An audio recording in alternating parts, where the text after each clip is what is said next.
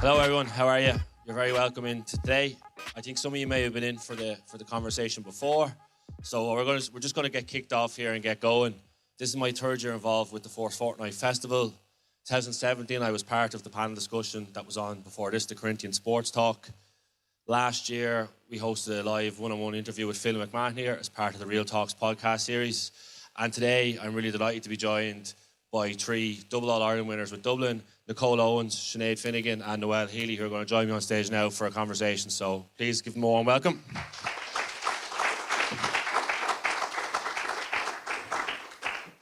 How are we doing? Yeah, not too bad. Good, yeah.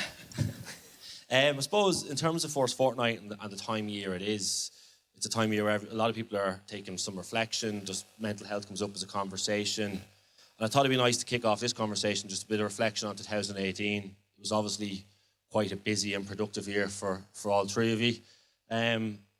What's it like sitting up here as part of a double All-Ireland winning team?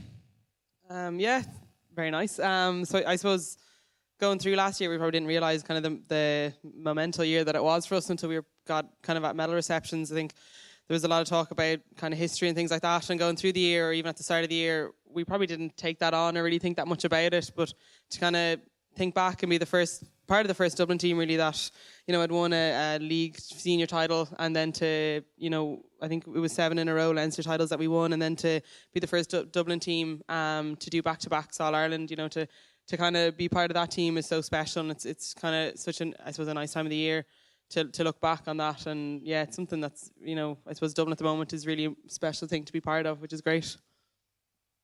Yeah, I suppose for us kind of winning the All-Ireland in 2017 and coming off the back of losing 3 years, it was really important for us to keep the momentum going, because I think it would have maybe hurt our feelings about the previous year had we not kind of followed through. So I think like my proudest thing out of that year is that we followed through and we kind of buried a few other demons that were maybe lurking. I don't know if there's anything else for me to say. The girls have touched on it, but yeah, I think for me anyway, personally, the league was a massive one. Like I think everyone kind of thinks, you know, Dublin, the capital, loads of money. They're, you know, I think people think we have success all the time, but we've actually never won a league. So for us to win that last year was incredible. How different was it last year heading into a campaign, I suppose, defending a title rather than being a challenger or trying to come from behind the pack and being seen probably as the standard bearer? Was that a switch in mentality, that challenging in any way? Yeah, definitely. I think you kind of have the balance of, you know, acknowledging and accepting that you are at the top of the pack, as you said, and knowing that people are chasing you, knowing that you kind of have to improve, that what you did last year isn't going to be good enough because that's the target that everybody's going to be targeting for. And then also kind of, you know, to challenge each other and not to be, I suppose, lackadaisical or to kind of rest in your laurels or to kind of keep living off what happened last year and to think that that's enough to try keep the hunger within the team. So yeah, you know, there's a lot to kind of try balance going into it. I think as a group, we also put a lot of focus on making sure the game improves. So we do put ourselves under immense pressure to ensure that we're putting on a good performance and we're displaying something that people would like to see, as opposed to putting ourselves under pressure and thinking, oh, that's, you know, if we win this, we're winning 2 in a row. We're more so thinking about the game and how we're performing and how we're doing. I think it's more of a focus on that than anything else.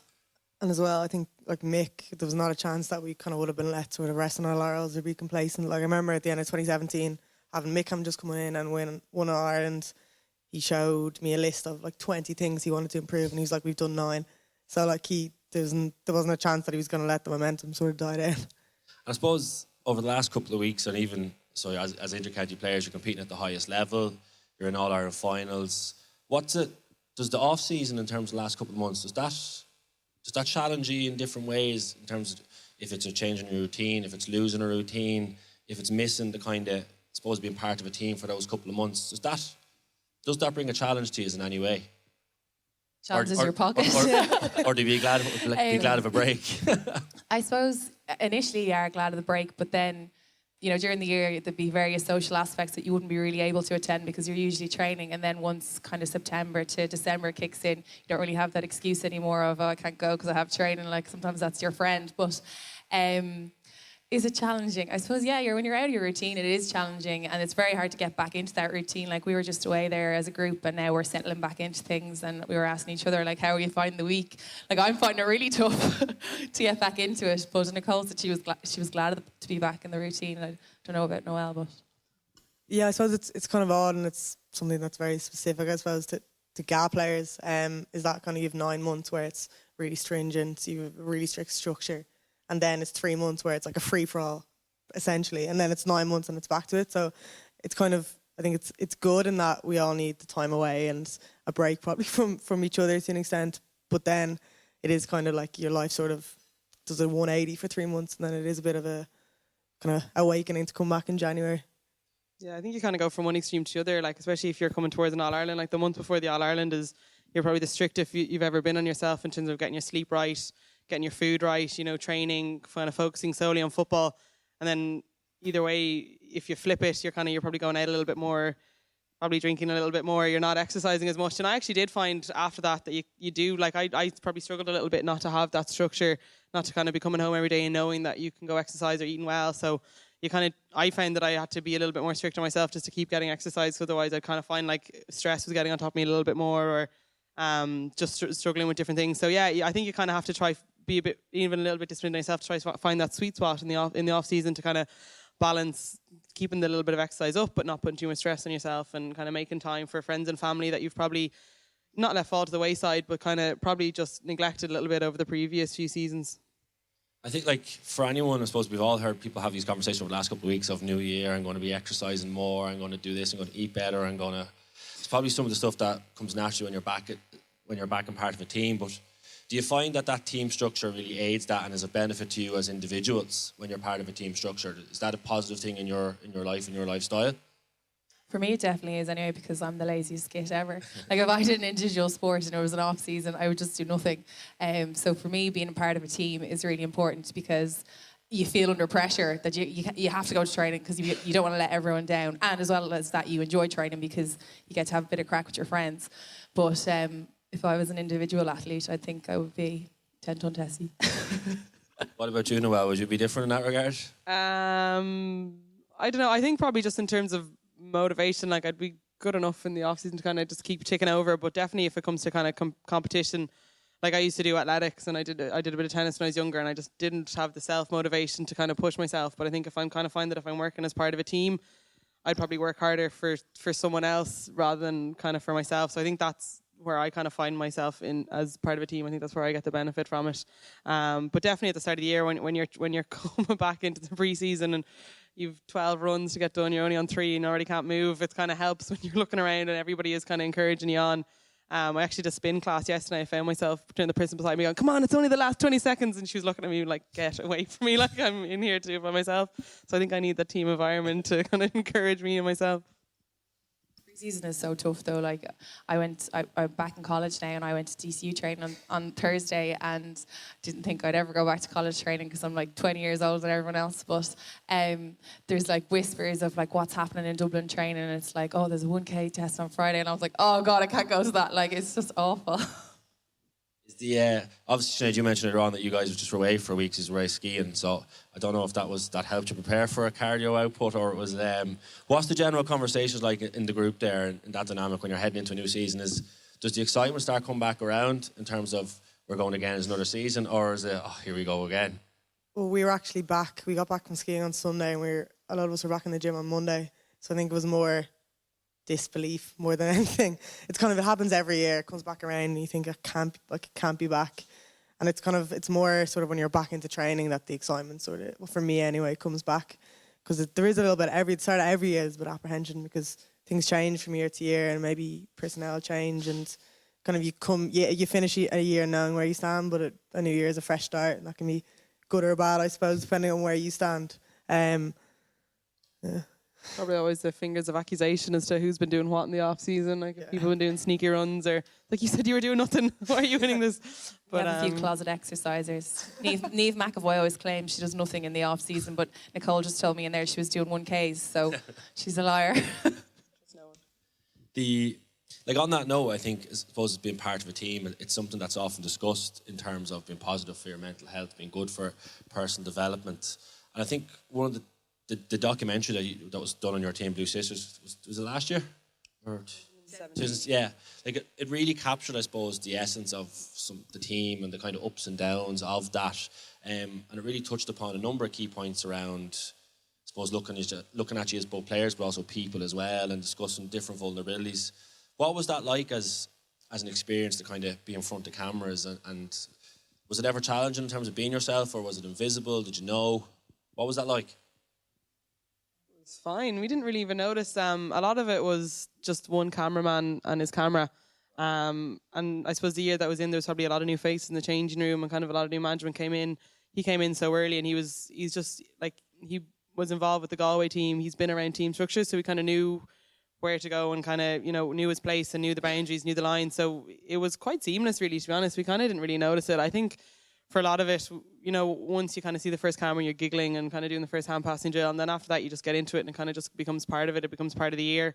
I suppose in the matches, there's kind of probably enough cameras around anyway. You don't really even notice it. And then a lot of the interviews probably happened after the fact, kind of after the season was over. So it was lucky in that way. But no, we spoke an awful lot about it beforehand, whether everybody was happy and everybody was comfortable with cameras coming in, if this is what everybody wanted. And, if there was anybody that we felt that it would take away from their performance or from their ability to feel comfortable in the team environment, then we absolutely wouldn't have done it. But, everybody was happy enough to be a part of it. Yeah, I think the only time that I suppose, even noticed him, apart from the first training where everyone's like, ooh, was like I nearly ran into him at one stage, nearly took the camera out. But apart from that, he's very professional in what he does, and there was never kind of, he would be around, but there'd be a case of Mick would, I suppose, give him a nod if there was something that he didn't want recorded, and it was very seamless in that way. I always felt like he almost became part of the team as well. He was there for everything, but he was so non-aggressive in the way that he approached it. He was very respectful and always kind of in the background. But we played Galway in the semi-final, All-Ireland semi-final last year, and he was actually at the match because he's from Galway. He came on and congratulated us all after the game. So he was a lovely man, and he was a footballer and hurler himself. I think Pat Comer is his name. He was great. But it was basically a one-man show, so you barely even noticed him. He was a bit of a legend. But I suppose the people here probably many of them have seen it, and anyone that will be listening on this afterwards probably watched the documentary as well. And one of the things that really struck me from watching it was the strong personal stories that came through, the angles that was covered. So I know yourself, Nicole, in particular, you spoke about mental health. Was that the first time you'd spoke publicly around stuff that you'd been experiencing or what you'd been going through? Yeah, no, it was. That year was kind of a bit of a odd year for me, and I suppose Mick had sort of said it, would I speak about it, and I didn't really, not that I didn't expect it to have an impact, but I suppose I didn't expect it to resonate with as many people as it did. And I think that's part of what makes the documentary such a good watch, is that there are all our kind of personal stories and things that are going on in the background with people, which impact us on the pitch, even if we don't want them to. That's what I found interesting, because obviously you say you have your conversation about there's going to be a camera here and we're going to do a documentary series, but at that point, obviously, you don't know you're going to end up talking about that, and Sinead, you don't know you're going to end up talking about your father and different things. As in terms of opening up and being honest about that, was it difficult, or was it just something that you felt, was the right time to talk about these things? Because there were, I suppose, what I took from it was, and what it captured really well, and what people relate to in terms of First Fortnight, is that we all have difficult periods that we go through, ups and downs of life, and life will test us in different ways. And I just thought it was really powerful how you were all quite comfortable in your own skin just to touch upon those and be yourselves. Yeah, I suppose a lot of us have kind of grown up together. There's a lot of the girls that I would have been playing with since I was 13 or 14. We've been through an awful lot together. We lost 3 All-Irelands. We've been playing together since 18, 19 as a group anyway. So it's nearly 6 or 7 years that we've been together. I can always feel like you're nearly your most honest as you are on the football pitch. Everybody probably thinks Sinead Ahern is a cool, calm, collected character, but if you see her on a Sunday morning when things aren't going her well or going her way, you'll see a very different side to her. So you see every part of each other, and I think that's what makes us very comfortable with each other. And I think that's, when people talk about the 2020 campaign about getting young girls playing sports, I think that's probably one of the most important things, and that people see exercise as just somewhere to go to get fit, to be healthier, to look good. And they don't see exercise or sport as kind of the other benefits that you can get from it, and that support structure that you can get from it, which I think the girls probably found, and a lot of us have found when we just go through different things, be it as something as small as stress during an exam, you've that support structure there who have seen you when you're angry and, have said honest words to you, and you've said honest words to them, and that you can just give them a clap in the back afterwards and just be like, look, sorry about that, and, everything's fine. So I think that's what we've kind of found is that there's just a very honest support structure there, that you can know that you can go to them with any problem and they're just going to see you as a person and talk through it with you and not look at you in any other different way, which, you know, is very fortunate to us to have found, because look, in a team structure, you're not always going to get that. It's competitive. I think, you know, girls sometimes can be a little bit bitchy and be a little bit cutting.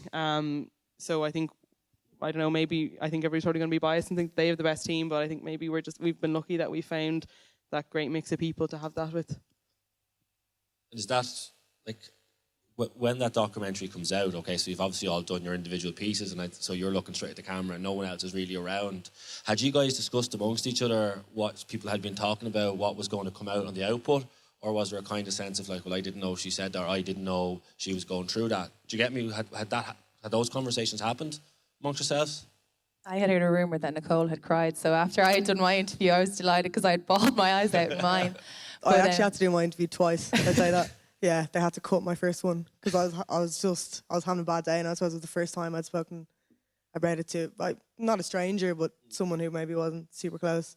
And I think they just had to write off the whole thing. Had to come in again and do it. So. Well, I was the same. I had to stop, and I found it really tough. I was actually a bit hungover at the time, I will admit, so it probably wasn't the best time to do it, because I had a work night out the night before and I was thinking, oh God, how am I going to do this?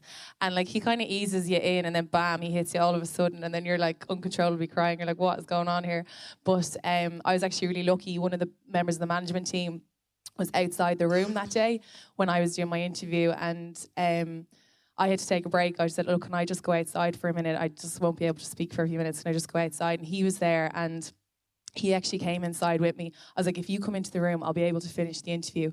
So he came in and just sat there, but just having him there, it was like a I don't know, like a spiritual support of some kind, and I was able to finish it. But that just, I suppose, goes back to Noelle's point about the team and people supporting you. If he hadn't been there, I don't think I would have been able to finish it. Like, I suppose what you're both saying there is, so you're talking about issues that are difficult to talk about. It's something in Ireland that we hear about a lot. It's part of the reason why events like this exist, is to encourage people to talk. You're in situations there where you are getting upset because you're talking about stuff that's difficult that's hurt in the past, or that's difficult to process. But what's the driver for you at that point, saying, I'm actually going to get through this, I want to articulate this, and I want to get that out there? What's the kind of the motivators or drivers for you in that moment? Because the easy option would have been to say, I'm going home and I'm not doing this. Yeah, I suppose for me it was kind of twofold. Because I suppose I felt that I owed it, maybe in a sense, to Mick, and not that Mick had asked me to, had kind of forced me to do it, but kind of owed it to Mick, I suppose the team in general, because I think that was so important in terms of my story and kind of coming through that year.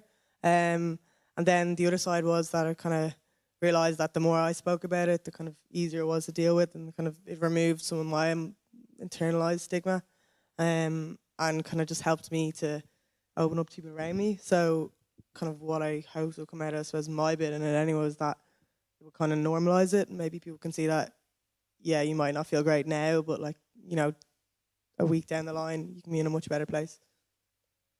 For me, I suppose it was my dad, someone that I was really close to, someone that I loved, so it just something that I wanted to say more than anything else. There wasn't really, to be honest, going into it, I didn't expect that I would end up talking about it, because I was kind of thinking, what has this story got to do with the relevance of the story of this team?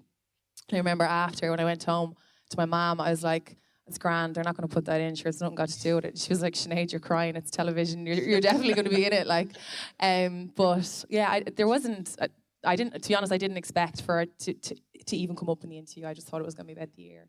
But lo and behold, the tears were on RTE. Well, I think that's, I found that was really probably what helped the documentary be so moving and resonate so much, was, I suppose, seeing things like that about it. And obviously, like, your story, it does resonate with a lot of people, but also people can understand that we've all had people throughout our I suppose, sporting careers that kind of were there for us and pushed us on.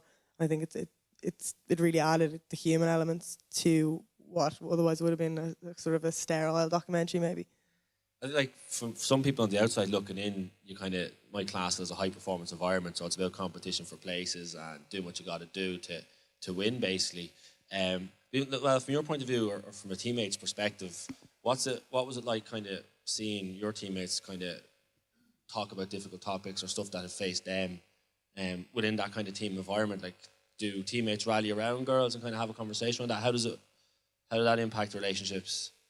Yeah, I suppose a lot of the interactions that would have gone on with the girls are probably very kind of one-on-one, or, probably a lot of people may not have even seen it or even realised if a word that they were saying or an alarm that they would have put around them were even helping them as much as they were.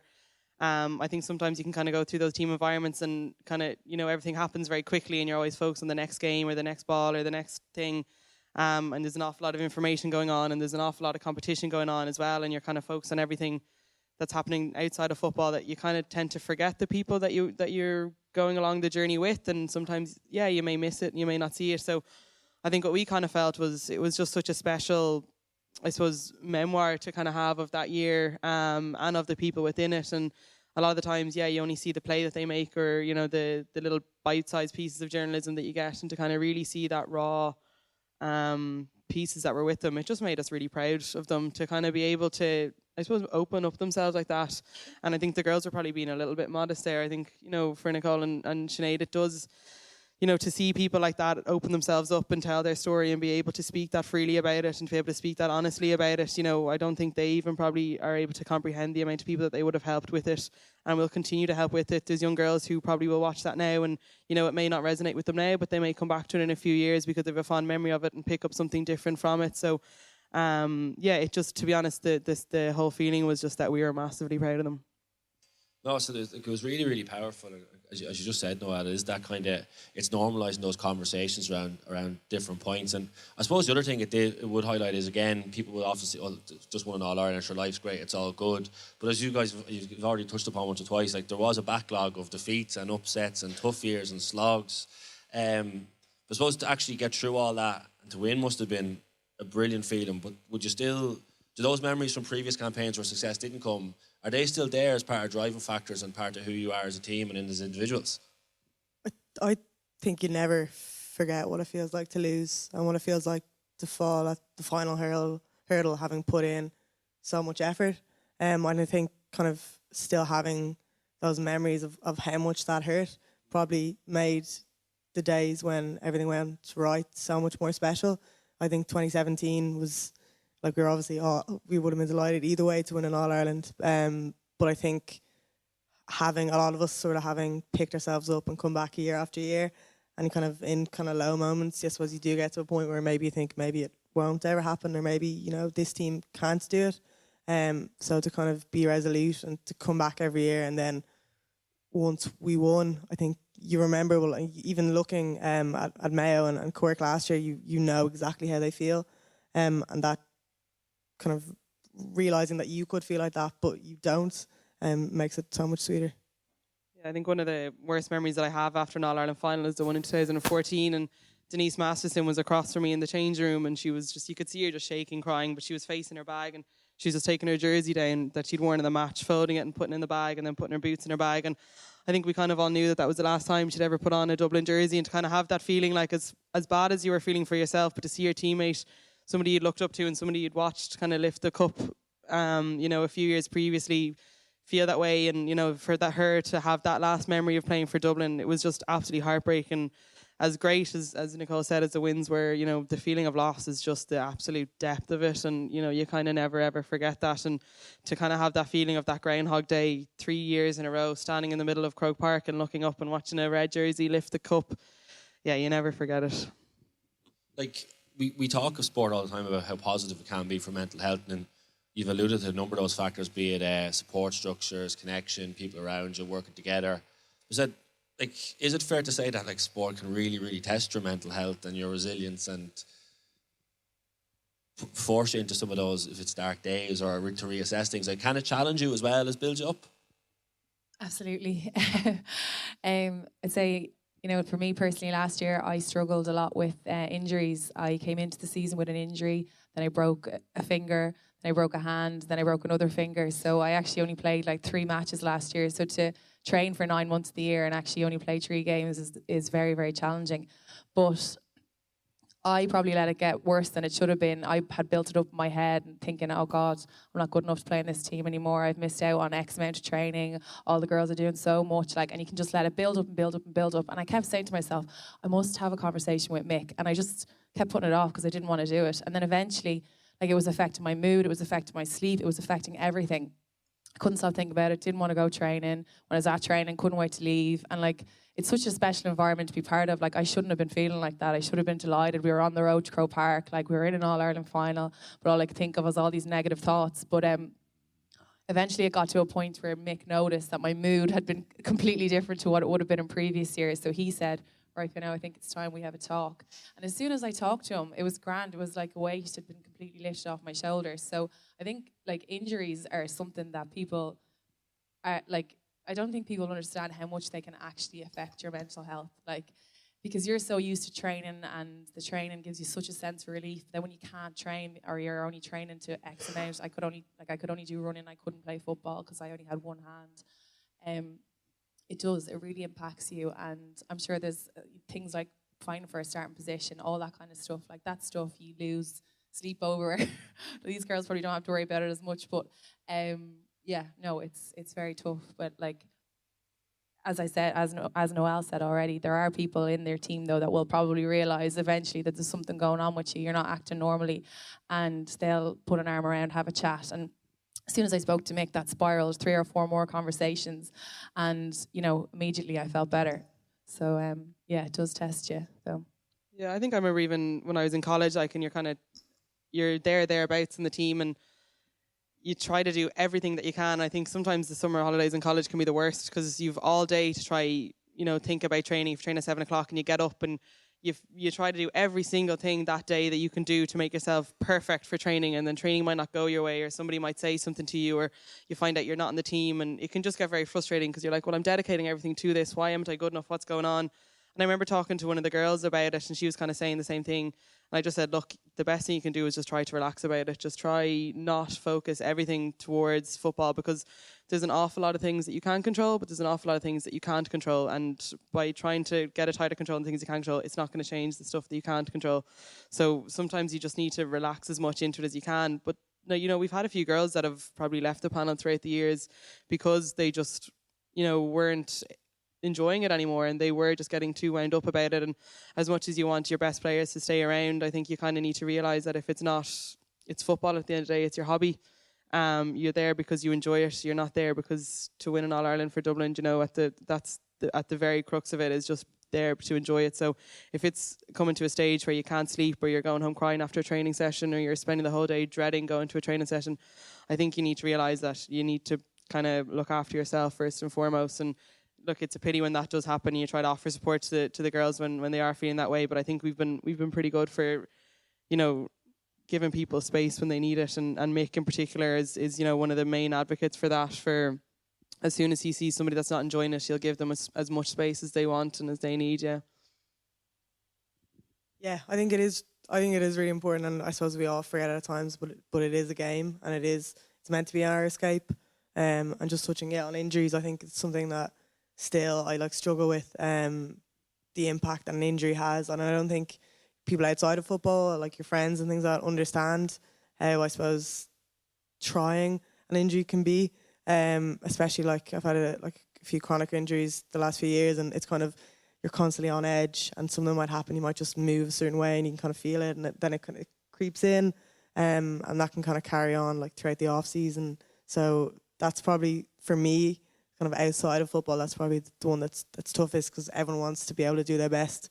When you feel like something is stopping you and you can't really, you can do what you can do all your rehab, but sometimes you just need a break. Have you found over the last 2 years, with the success that's come with some of the additional stuff, like be it a documentary, the media attention, you guys are kind of riding a crest wave at the moment for, I suppose, the support for female sport, for the attention that it's getting. Has that challenged your athletic identity in any way, in terms of trying to maintain that balance between, well, this is sport, this is what I play, and this is my work, and this is my life? Has it challenged you in terms of trying to keep that balance right? Good question. Does that make sense? Yeah, no, I suppose it does. I suppose with increased recognition, increased coverage, you get increased recognition. That's a great thing when your dad comes home and he's like, you made the paper. You're like, brilliant, what did it say? And then it can be difficult, because then with increased recognition, you'll get taken down a peg quickly as well. So I think you kind of need to learn where to balance. Is like, yeah, it's great if you get a very nice article written up about you, or the team are doing well, but then and it's important to try not to buy into that too much, because I think it was Blind Boy who said it, that if you take your identity and if you take all the compliments and build yourself up from that, then if you read something bad about yourself, then that will knock you back down as well. So I think it's really important, and I think Breach Corkery might have mentioned it when you were talking to her as well before, that you kind of just have to try stay away from that as much as possible. And while it's great for the sport and it's great to get numbers in and great to get sponsorship and advertisement behind, and it improves the standard of the game, I think for yourself personally, it goes back to just remembering why you play it and getting the enjoyment out of it, and not kind of getting caught up in doing media or advertisement and getting yourself in papers and things like that. And yeah, it's difficult because, I think especially with the way social media is at the moment, a lot of us and a lot of people generally do tend to get wrapped up in that stuff. But I think, for yourself, and definitely when your career comes to an end, it's probably going to be better for you if you just try to stay level with that type of stuff as much as possible. What about yourselves? Has that come in on the radar at all in any way? I suppose for me, what comes to mind, I think, is probably Goldie. So Sinead Goldrick would be kind of someone who's maybe, well, I jokingly call her like the face of Ladies Ga, but she would be someone who would have got a lot of coverage, would be a little ambassador, but it's never like I would never see her swagger into training or act like she was better. She'll still go through you to get the ball, and I think that's like they're separate things. What happens or what is said in the media, that is separate, and it's often not right, or it's putting increased emphasis on something that maybe isn't there. Like, for example, like ladies football coverage often focuses on who scored the goals, and the likes of the defenders. We always we always say that the backs, you do get absolutely shafted, whereas like myself and Noelle could score a goal and we get all the credit for it. Very rarely when we score a goal. Fullbacks never getting the credit. I suppose that kind of ties in with the next point I was going to touch upon around, I suppose, being perceived as role models and I suppose being comfortable in that. I suppose in terms of your own growing up yourselves, did you have any particular role models, sporting role models that you looked up to that was part of your growing up? I think for me, like ladies Gaelic football wasn't really a big thing when I was growing up, so I didn't particularly have a ladies Gaelic footballer hero who I admired. It's more my parents, like they were both involved in GAA and they used to bring me to everything, and they were the ones that I was playing for. It wasn't really anyone else. So I suppose I'm probably unique in that I feel like a lot of people our age say like Sonia O'Sullivan, but like I was completely oblivious to her, to be honest. I was going to say Sonia O'Sullivan. She was the only female athlete that would have been on our radar when we were growing up. I think Cora Staunton was in a Lucasade ad, but I didn't really understand why she was running up a hill if she was a Gaelic footballer. But like Sonia was on my television day in, day out. I started off in athletics. Football kind of wasn't really on my radar until I was 13 or 14. So every time I was doing my runs or when I was messing, running around laps, I always wanted to be Sonia O'Sullivan, getting that kick at the end and for that final 200 metres, getting the sprint. So, I think it's brilliant nowadays. You can kind of pick any sport and pick a female athlete that somebody can look up to. And I think that's important as well, because not everybody is going to want to grow up to be a Gaelic footballer and, an international athlete. There's different sports for everyone. So I think it's important to kind of have as vast array of female athletes as you can have. Is that something you're all kind of proud to be a part of in terms of that societal shift at the moment and ensuring that there are more female voice in the media, if it's TV ads, Lucasade ads, whatever it needs to be? Is that something you are passionate about and understand your importance within that process? Well, they talk about the importance of visibility and people only realising they can do things when they see other people who look like them doing things. And I think for, like Sinead alluded to, like when we grew up, the Dublin ladies football team didn't have any sort of visibility, so it would be the men you knew, and your favourite player would be one of the guys. So I think it's really important for kids growing up that they realise that they can get to a really, really high level in sport and then not be like, the Man U's of the world and that's it. Like, So I just think it's important. I wouldn't say like it's important for me to be a role model or anything like that, but I think it's important for young girls to be involved in sport, whether it be a team sport or an individual sport or like a reading club or something, just to be involved in something, because the support networks that I've gotten from what I've been involved in, I suppose I can't really put into words how great they've been for me and for my life. But so it's more the encouragement of people getting involved. So as a knock-on effect of us playing Gaelic football and us being on TG Car playing matches and that, if that encourages young girls to get involved, or boys or anyone, whoever it may be, I think that's important. But I wouldn't specifically say, you know, I love being a role model or I am a role model. But if that's a direct result of us playing football well, and people are encouraged and inspired to play because of us, well, that's a fantastic thing. Yeah, I wasn't saying you have to be a role model, but like, I mean, someone said there that, you know, there wasn't visibility, or that there wasn't, to say that there wasn't any female Dublin ladies players that you looked up to or aspired to. Like I think that's changed, and that's partly to do with yourselves and the journey that your team's been on and across society. And I do think it's important that's noted, you know. Kind of moving towards the end, what I was going to just touch upon was around time back in with, I suppose, First Fortnight Festival. I suppose resilience is something that's spoken about a lot. We hear it kind of thrown around, be it if it's a very resilient team, very resilient player, very resilient athlete, whatever it is. But I suppose more just so to do with your personal, on the personal side, has each your own abilities to overcome setbacks, be it on the field or off the field, have you found that skill has developed the older that you've got, and from being involved with sport has improved it? Yeah, I think so. I can always compare my kind of day-to-day job with my football career, and I suppose you kind of learn in playing sports that the first time you do something, you're generally not going to be very good at it. You know, the first time you try solo at your left or solo at your right, you're going to be bad at it. Whereas I think in the job that I do, working as a doctor and doing medicine, it kind of tends to be an environment for very high performers.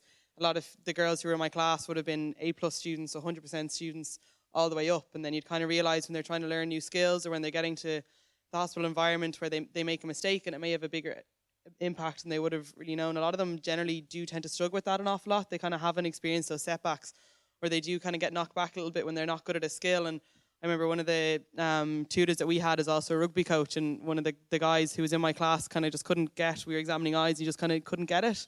He's like, Niall, you know, I coach you on a rugby pitch, let me know the first time you picked up a ball, were you any good at it? And he's like, no, I was really bad. And he's like, well, why do you expect the first time you pick this up for you to be any good at it? He's like, it will come, just keep practicing. And I think that's something that I've probably gotten a benefit from a sport background, is it's you know, it's cheesy, but if at first you don't succeed, you try again. It's the same, like, you know, you don't get good at being a free taker because you take one free and it goes over. You know, you get good at it because you practice, and like that's kind of one of the best skills you can learn. And you're not going to win every ball you go for, you're not going to win every match you play for. So I think, you know, that's something really important that sport can teach you, is that kind of, you know, low level resilience. And yeah, when, you know, it's coming to an All-Ireland final, you get knocked back or you lose, to kind of learn to build yourself back up, to kind of realize why you're playing, and to go at it again, is massively important. And, you know, thankfully it's paid off for us.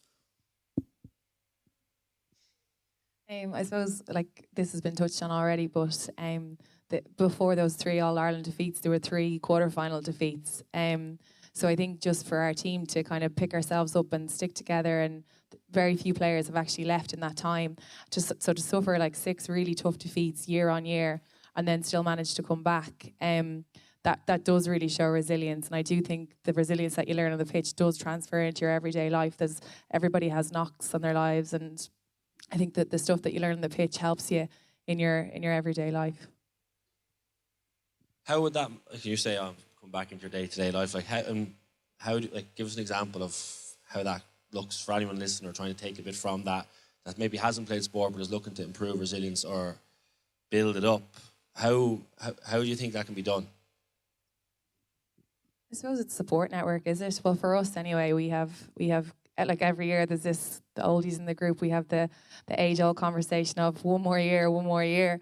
So, you know, if one person doesn't go, then the next person's probably not going to go. But if everyone's saying, oh, come on, we'll do this one more time, we all stick together. So I guess it's the message of having people around you who can support you, because if they're not there, it's very easy for you to say no. But if they're there saying, come on, one more year, you're more than likely going to do it.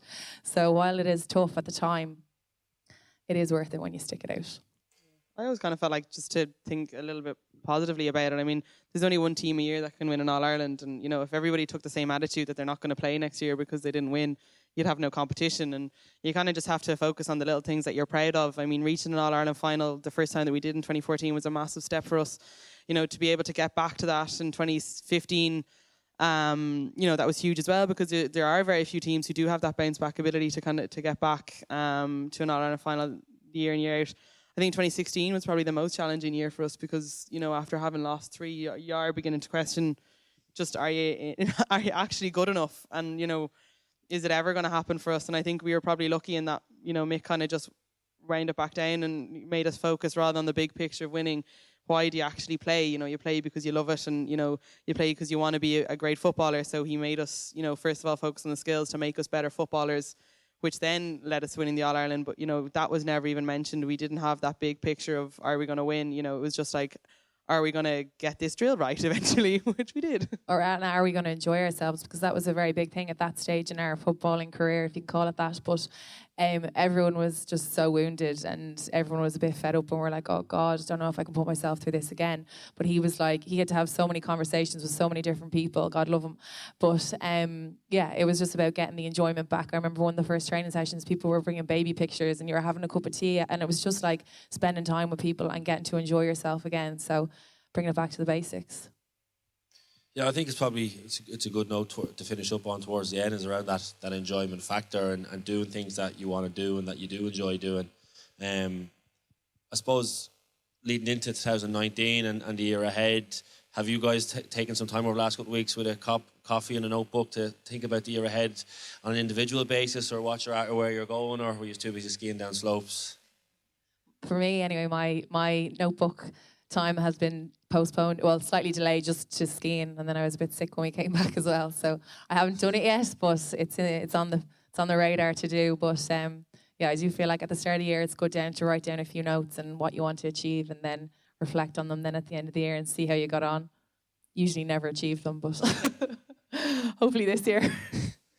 Yeah, I suppose it's come around very fast, but it's something that I'm trying to be better at doing, is kind of taking stock and figure out kind of where I want to go. And I think on an enjoyment of football, kind of coming back into this year, kind of hungry to go again, is something that I think we probably all have, and it's something that's really, really important. Want to finish off there? Yeah, I suppose it was actually funny because we were skiing. I was on a chairlift going up with Sinead Goldrick and one of the girls, and we were just, some goal writing came up, and actually a lot of us do actually write down goals for the start of the year. So yeah, I actually haven't gotten to the written them yet, but so yeah, I'll do that when I go home now. I'll write my goals for the year. I'll follow up in a couple of weeks to see if you've done that. Listen, I know we're tight for time. We're going to wrap up. Just before I wrap up, just thanks everyone for coming along. Thanks a million to the three guests here, Noelle, Nicole and Sinead. I think everyone will be in agreement that some serious insight, some inspiration. I know I'll take a lot away from today's conversation. If anyone's interested, it'll be going up as a podcast later in the week on realtalks.ie. But other than that, just give a round of applause for three brilliant guests. Thanks very much.